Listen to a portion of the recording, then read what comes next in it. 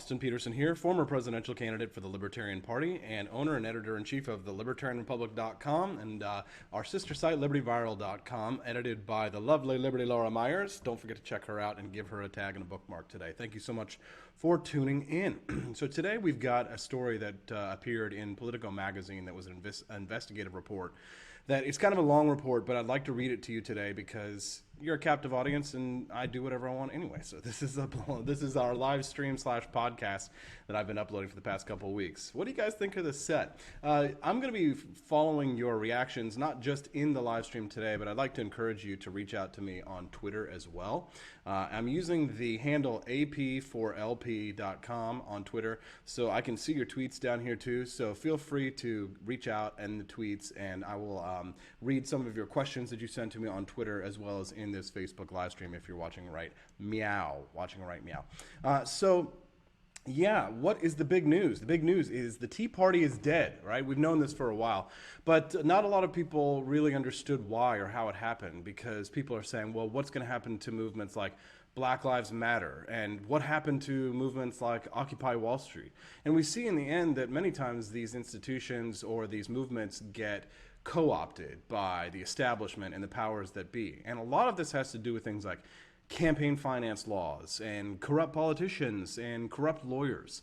And it's ironic that I'm leaving today because I'm going to Washington, D.C. I'm going to get on a flight here in a couple of hours because I'm going to set up an institution in Washington, D.C. But I want to be one of the good ones. And there are a few good ones out there. But we're going to talk about some of the ways that the establishment cracks down on movements and co-ops them and takes money and diverts them to causes that are suspect. And we'll talk about some of those causes that sound like good causes on the future, but are actually not good causes underneath. And we're going to talk about some of the names and faces of the people who have been a part of bringing down movements like the Tea Party and Occupy Wall Street and Black Lives Matter. After that, I'd like to discuss a little bit. One of the big questions that I get is, Austin, well, what book should I be reading in order to be more educated on libertarian ideas? And it's the kind of question that you get like 50 times a day, so you don't always respond. Maybe what I need to do is just make like a recommended reading list on the Libertarian Republic. But most often I'll respond personally to people. But what I've decided to do is to start bringing out some of my favorite books that I've read on my podcasts and live streams and incorporating them into the big stories of the day. So for example, I've got a Christopher Hitchens book, which is a book of some of his famous quotes. And I'm going to discuss what Christopher Hitchens thought about polling related to Gary Johnson. And maybe this will shed some insight into the status of the Gary Johnson's polling campaign in his campaign for the White House. Also, I've got one of my favorite books here that I'll talk about, The Politically Incorrect Guide to Socialism by Kevin Williamson, as well as Guerrilla Marketing. I've got a really cool little story in there for you guys who are into marketing and sales and things like that. But the number one topic that we're going to discuss today is what or who specifically killed the Tea Party.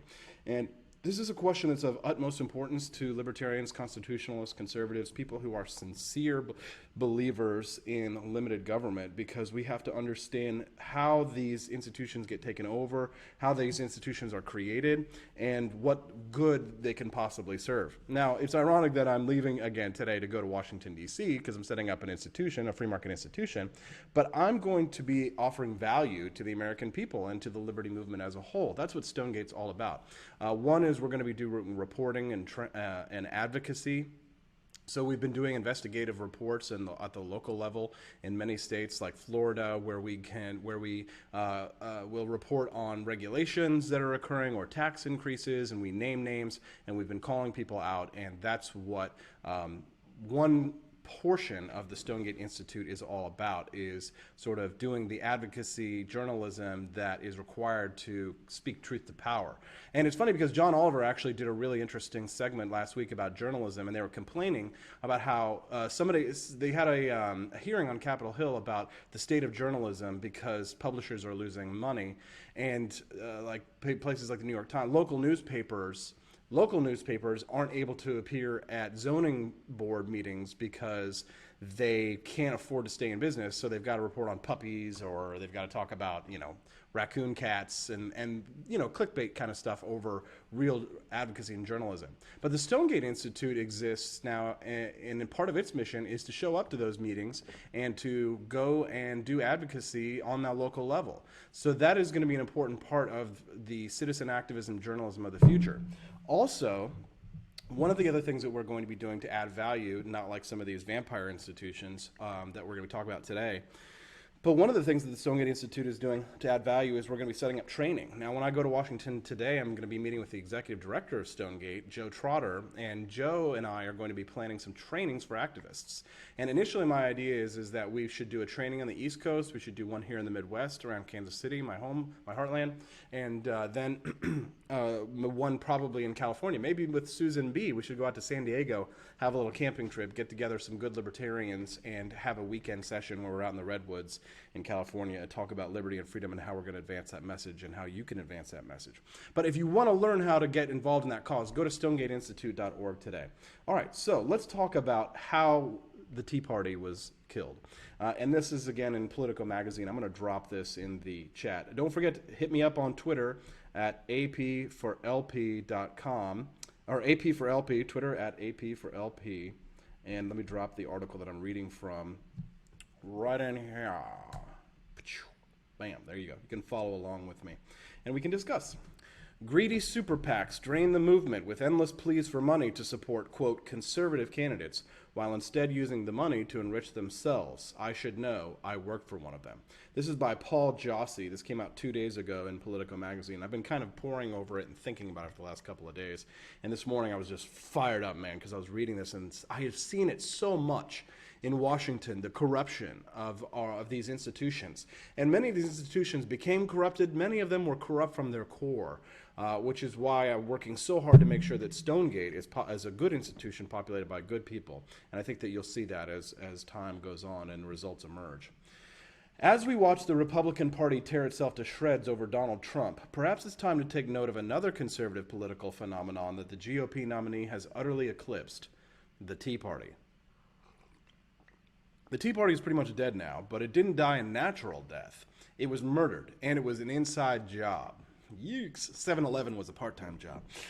In a half-decade, the spontaneous uprising that shook official Washington degenerated into a form of a pyramid scheme that transferred tens of millions of dollars from rural poor Southerners and Midwesterners to bi-coastal political operatives. So people like me and people like conservative activists around here in the Midwest and flyover country, we sent our dollars to Washington, D.C., to many of these conservative institutions to do the job that we wanted them to do, which was to limit government and to get good limited government candidates elected, and that didn't happen. Listen to this. What began as an organic, policy-driven grassroots movement was drained of its vitality and resources by national political action committees that dunned the movement's true believers endlessly for money to support its candidates and causes. The PACs used that money first to enrich themselves and their vendors, and then deployed most of the rest to search for more, quote, prospects.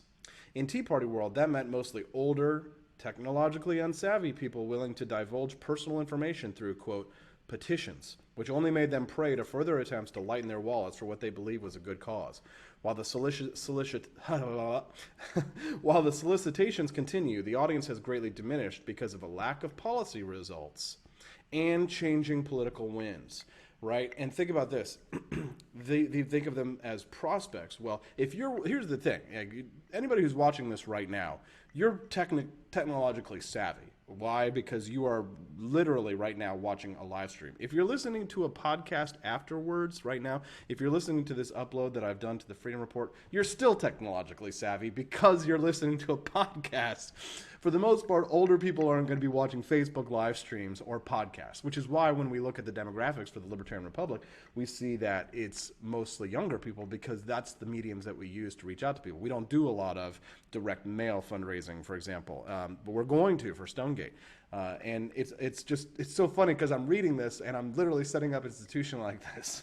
But I promise you are the chosen one, Anakin. Anyways, silliness aside, this is a serious subject. I was an employee at one of the firms that ran these operations. This is Paul Josie. But nothing that follows is proprietary or gleaned directly from my employment. The evidence of the scheming is all there in the public record for anyone willing to look. The Tea Party movement began building in the George W. Bush years, correct. Profligate spending and foreign adventurism with no discernible results nurtured disgust with Washington's habit of spending beyond its means and sending others to die in wars.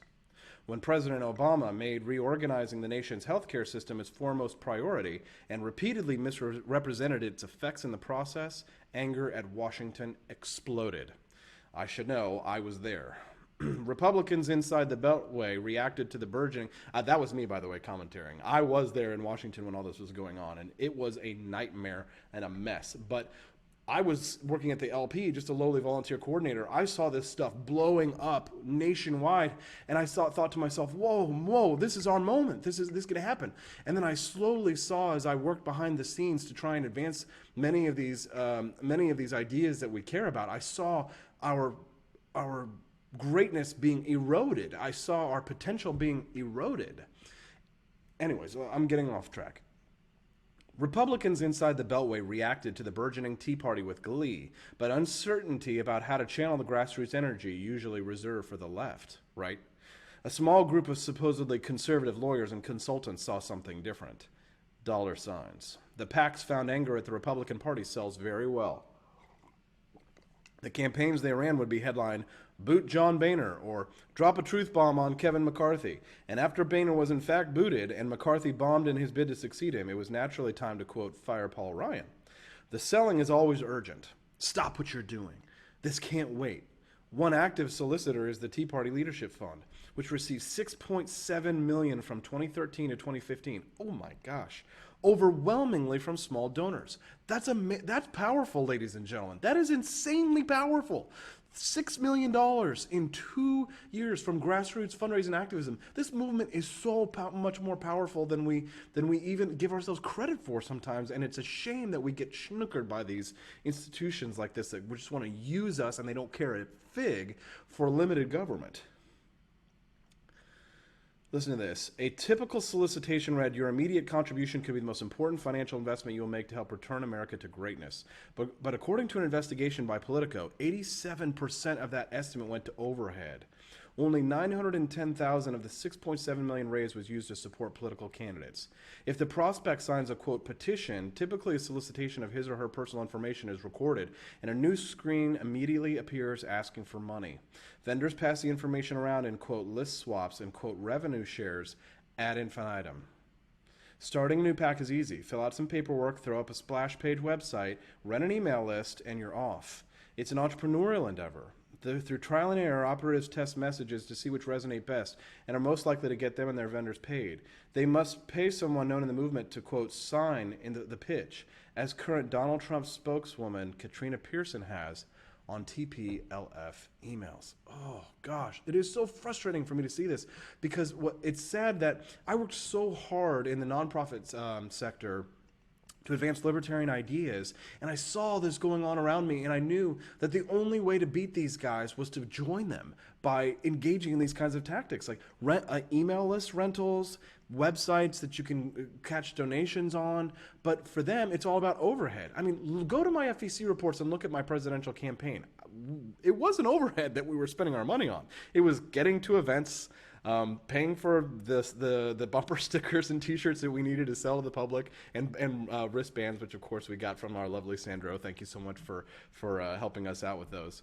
But it's amazing how we have allowed ourselves to be snookered, but we have to use the tools of our opponents in order to actually advance our ideas. And it matters how much you're spending on salaries versus how much you're spending on actual boots on the ground campaigns. That kind of stuff is really important. Today, the Tea Party is dead, and Trump co-opted the remnants. What was left of the Tea Party split for a while between Trump and, while he was still in the race, Ted Cruz, who was backed by Jenny Beth Martin, co-founder and national coordinator of the Tea Party Patriots. In 2014, the Tea Party Patriots group spent just 10% of the 14.4 million it collected actively supporting candidates, with the rest going to consultants and vendors and Martin's hefty salary of 15 grand per month. In all, she makes an estimated $450,000 a year from her Tea Party ventures. Oh, today, of course, it's all about Trump. But Trump rallies are only Trump rallies, not Tea Party rallies that he assumed control of. There are no more Tea Party rallies. Oh, ladies and gentlemen, I mean, this stuff is just so damning. It's so damning. You know where I make my money from? In the for-profit sector, reporting and doing the Libertarian Republic and Liberty Viral, and I make my money selling ads to Google. Actually, you know what's funny is Rebecca Fiedler and Thomas Fiedler. She's always on the lookout to love you guys, Rebecca and Thomas. But her mother-in-law, they called me out on Facebook, right? And she's terrified that I'm scamming their son and daughter, right? She's like, what do you do for a living? Blah, blah, blah, blah. And it's hard to explain to people, but I make my money selling ads to Google. So, I write news stories. We publish journalism and on the Libertarian Republic, and the ad space gets sold to Google. And actually, if you're listening to this right now, I'm selling podcast advertising.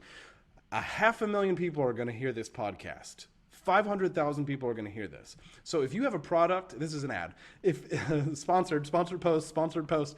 If you have a product and you think that this is your audience and you'd like to sell it on this show, listen, there's going to be books sold today, right? Socialism, Politically Incorrect Guide to Socialism is going to sell on Amazon today. All right, so if you've got a product and you want to reach this audience, this is your audience, that's how I get paid. That's how I make my money, in the free market, voluntarily. The only boss that I bow down to is the free market. And actually, Stonegate isn't set up for me to profit from directly. It operates as a nonprofit, and I'm going to be the honorary chairman of the board for Stonegate. I'm not actually I'm not getting a salary or anything like that from that. It doesn't go to me. The money goes to the Institute and to advance libertarian ideas. Anyways, moving on. A recent poll showed that just 17% of Americans support what was known as the Tea Party, the lowest number ever. The bailout, Obamacare-driven grassroots revolt has vanished. Various autopsies have offered a number of causes: IRS targeting, bad candidates, hostile media, and even some hazy form of moral and political victory, in that the Tea Party pushed the GOP to take tougher stances on some issues. All have at least some merit. IRS targeting for sure terrified people. Bad candidates, absolutely. We have had bad candidates running on in a Tea Party-ish banner. We've had some good ones though. We got Rand Paul, we got Thomas Massey. I think Justin Mash got elected before the Tea Party tidal wave, which was 2010. 6 years. It's 2016, ladies and gentlemen. And that's not an argument. But any insurgent movement needs oxygen in the form of victories or other measured progress in order to sustain itself and grow. And this is important for libertarians to understand too. By sapping the Tea Party's resources and energy, the PACs thwarted any hope of building the movement. Every dollar swallowed up in PAC overhead or vendor fees was a dollar that did not go to federal Tea Party candidates in crucial primaries or general elections. This allowed the GOP to easily defeat or ignore them, with some rare exceptions. Second, the PACs drained money, especially from local Tea Party groups, some of which were actively trying to grow the movement electorally from the ground up, at the school board and city council level. Lacking results 5 years on, interest in the movement waned. All that was left were the PACs and their lists. Whew. That is just a scathing indictment, ladies and gentlemen. Oh, and also, I'm not like Alex Jones or or Rush Limbaugh who like to pat themselves on the back forever during their podcast, but I'm going to pat myself on the back for a moment. We actually made a big donation to one of the down ballot candidates, the Senate candidate Alex Merced in New York, because my presidential campaign was run so frugally that we had money left over in the bank. And so I pass it out to candidates, which is another reason why you ought to trust me and invest in Stonegate, because we are going to do things like that. We are going to spend money in those races. We are going to advance libertarian candidates and causes, no matter what. And that's my promise to you. And I've proven it. I didn't go from zero to hero superstar in one night and then just fade out like some of these conservative superstars that you see. For libertarians, it's hard out here for a libertarian. It's hard out here for a libertarian. To be principled is to be poor, right? Because the people without principles, they set up their PACs and they just milk you for cash, and they don't do anything, and they don't advance the cause, and they don't participate in events, and they don't give money to candidates. They're just out there pulling a paycheck, right? They're out there making $450,000 a year. I can tell you, I don't make $450,000 a year, ladies and gentlemen. I don't make that kind of money. Not that I wouldn't like to, but I'd like to do it on the free market, not from milking, my lists. I'd like for us to. I want freedom for America. I want liberty here in the United States. I want to legalize that weed. I want to cut that income tax, and I want gay married couples to be able to protect their marijuana fields with fully automatic assault rifles. You know what I'm saying? But no, we can't have that. We can't have that. Instead, we have nothing but worthless PACs and worthless super PACs. Yeah, it's hard to be a libertarian. Everybody wants to be a libertarian until it's time to do libertarian stuff, right? You know what I'm saying? Anyways, so thanks very much for hitting me up with your guys' Facebook comments. They are hilarious. And yeah, that weed. You guys are cracking me up. Go ahead and drop some questions in there. I can see you all live streaming. This is extremely distracting. I'm gonna try and stay on point real quick. Our website. All right. Who killed the Tea Party? All right, there you go. Now I can see you guys' comments and I can respond. Don't forget to hit me up on Twitter too. AP for LP. Shoot me some questions.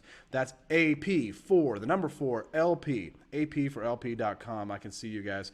Megan, I can see you, Megan Caudill on Twitter. Oh, I'm gonna give you guys some shout outs now because you're participating. I really appreciate that. Really appreciate it. Joshua White, thanks so much for tuning into the live stream there.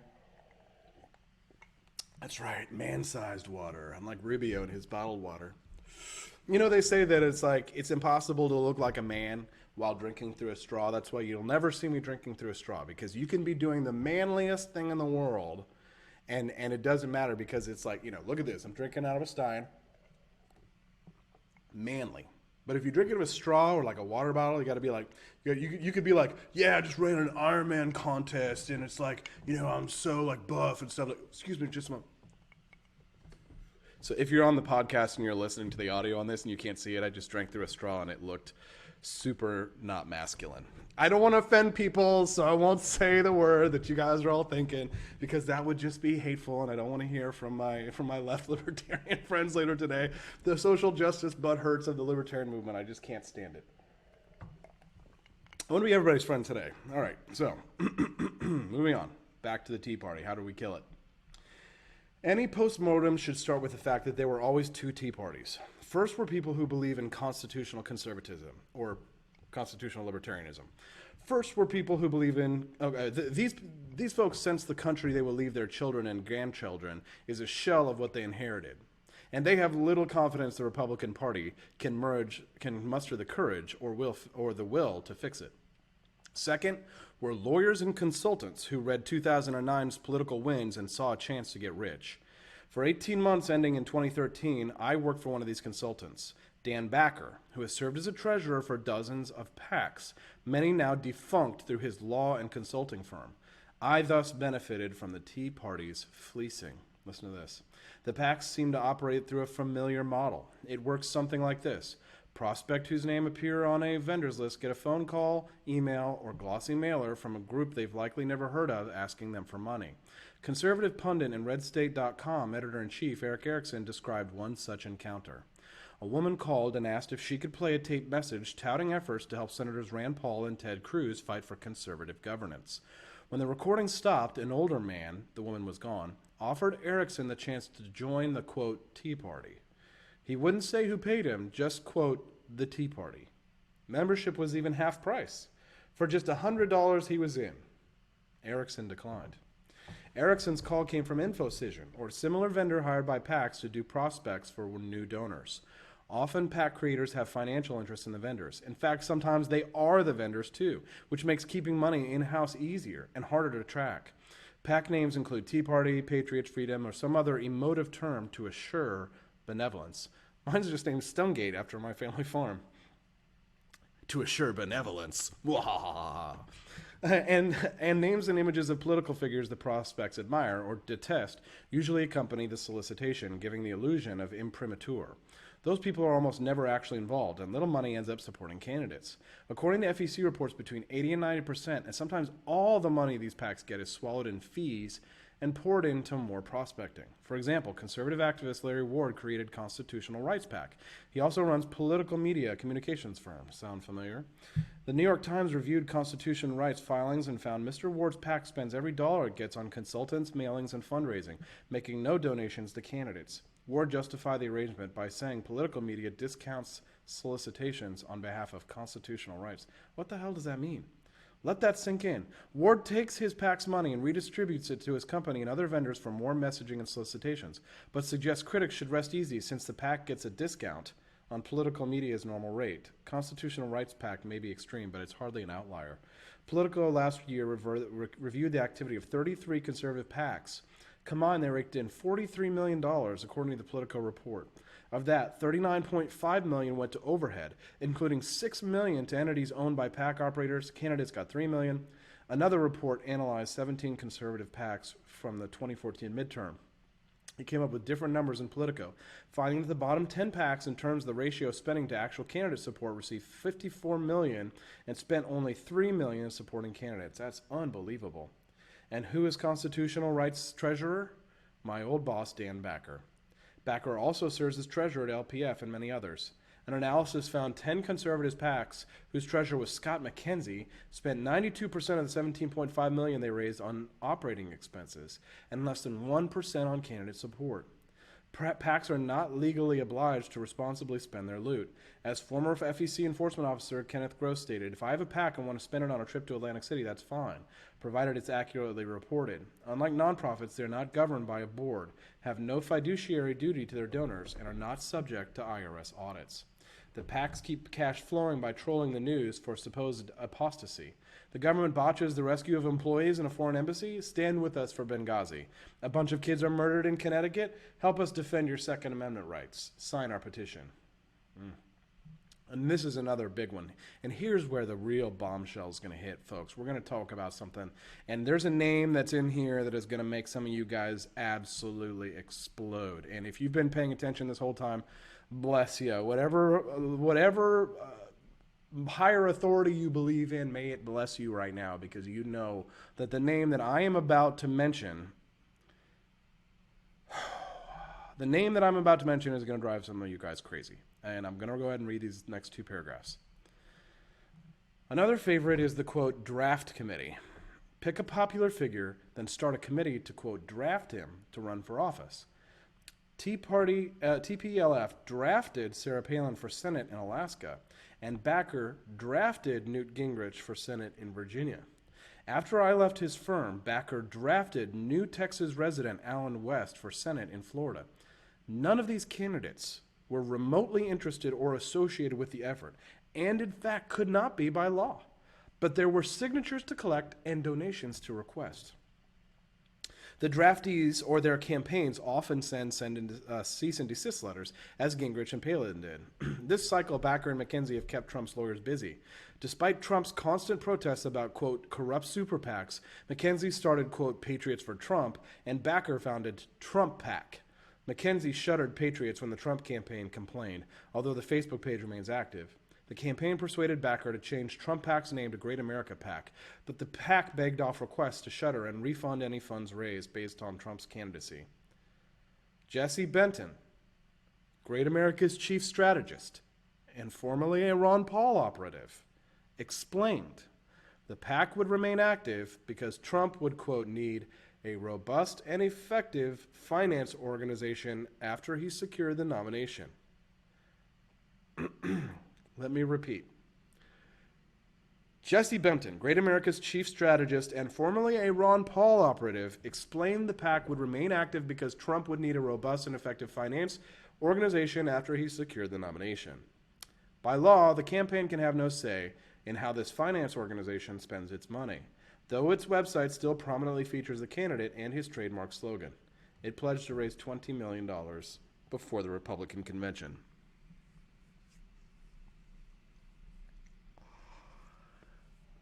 All right. If you're watching this live and you have been a Ron Pauler for a long time, I'll give you till 2012 even. 2012 Ron Paul. I was Ron Paul 2007. You know that name. And to hear that name associated with a super PAC that's backing Trump, it is almost the fingernails on the chalkboard a little bit to hear that. And you know what I'm talking about here. This is the kind of stuff that just makes libertarians who are insider libertarians who know what's going on go absolutely freaking nuts. Absolutely freaking nuts.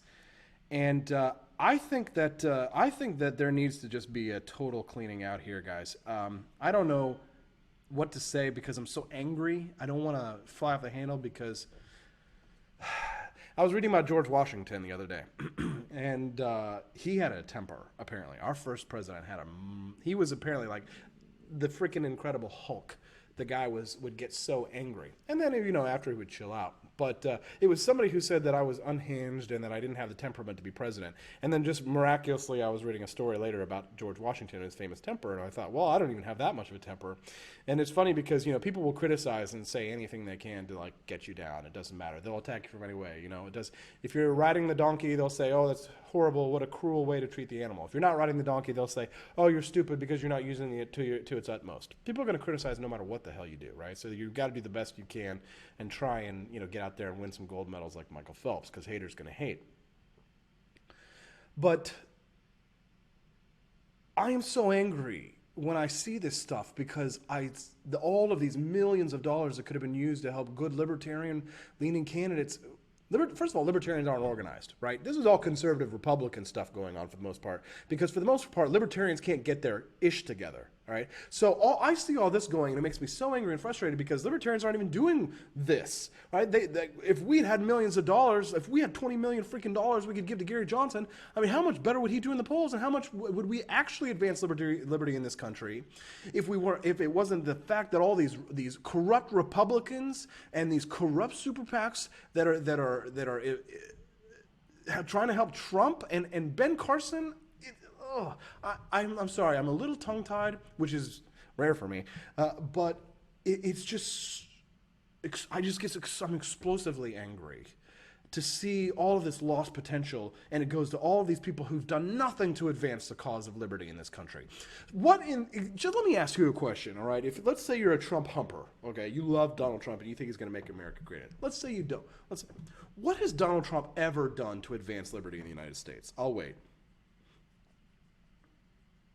What has Trump ever done in his career that makes you think that he's fit for commander-in-chief? That doesn't by proxy. This isn't a vote for Hillary, by the way, idiots.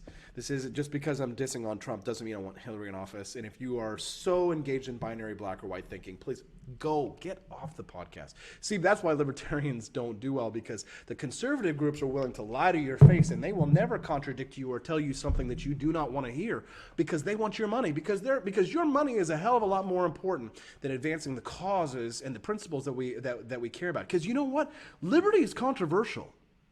Free markets and limited government, these are controversial ideas. It scares people away.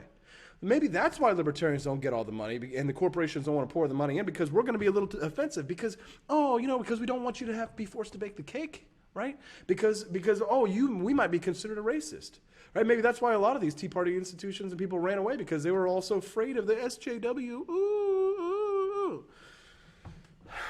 We're in trouble. Listen to this. And I didn't get to say, by the way, too, there was a draft Judge Napolitano campaign. Now, I don't know. Maybe they had the best of intentions. We all would have liked to have seen Judge Napolitano get drafted, and he was flattered by it.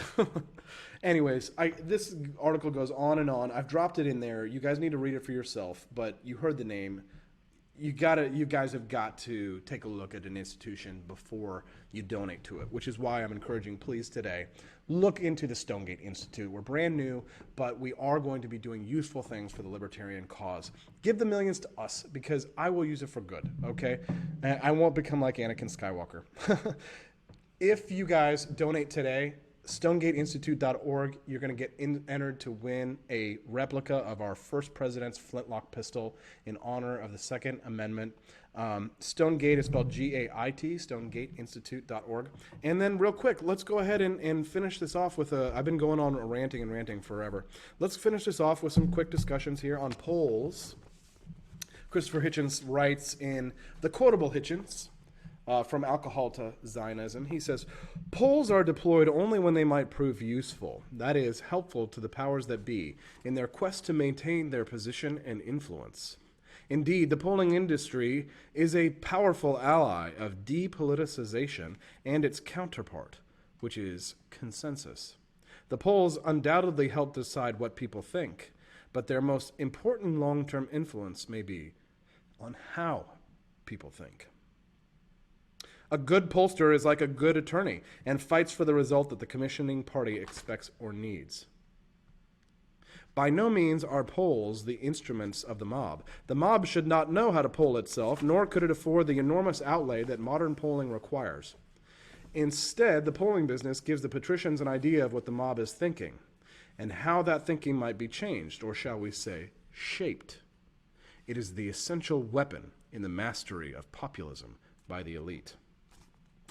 Yeah, so think about that the next time you read a poll. And one other section, I wanted to read you guys a little story. Let's end on a little bit on an up note, because I was all like gloom and doom there.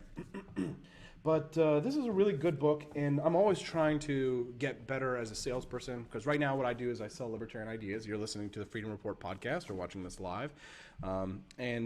So I'm always trying to improve my marketing so that I can be a better salesperson, and I can not be a poor, broke libertarian activist. I can be a rich libertarian activist, but all right, so here's an interesting story for you guys. So in 1853, a man went to the California gold rush, hoping to make his fortune by selling tents to the miners.